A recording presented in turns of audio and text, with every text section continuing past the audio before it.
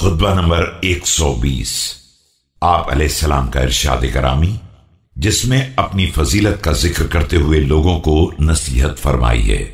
بسم اللہ الرحمن الرحیم۔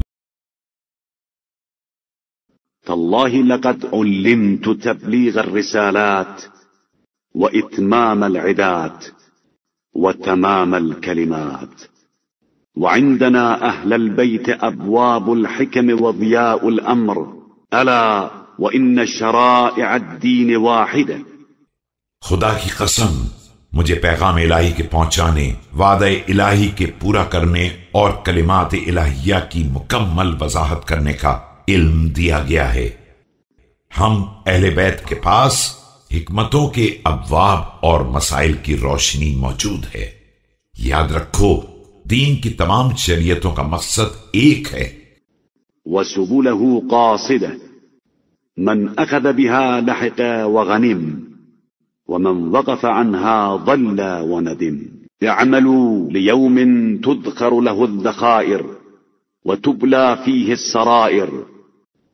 اور اس کے سارے راستے درست ہیں، جو ان راستوں کو اختیار کر لے گا وہ منزل تک پہنچ بھی جائے گا اور فائدہ بھی حاصل کر لے گا، اور جو راستے ہی میں ٹھہر جائے گا وہ بہک بھی جائے گا اور شرمندہ بھی ہوگا۔ عمل کرو اس دن کے لیے جس کے لیے ذخیرے فراہم کیے جاتے ہیں اور جس دن نیتوں کا امتحان ہوگا۔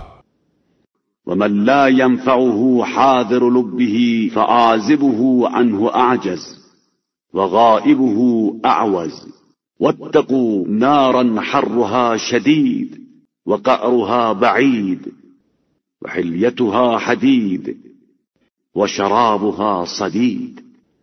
اور جس کو اپنی موجود عقل فائدہ نہ پہنچائے اسے دوسروں کی غائب اور دور ترین عقل کیا فائدہ پہنچا سکتی ہے۔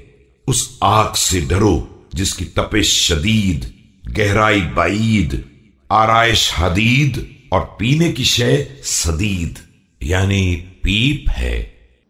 ألا وإن اللسان الصالح يجعله الله تعالى للمرء في الناس خير له من المال يورثه من لا يحمده۔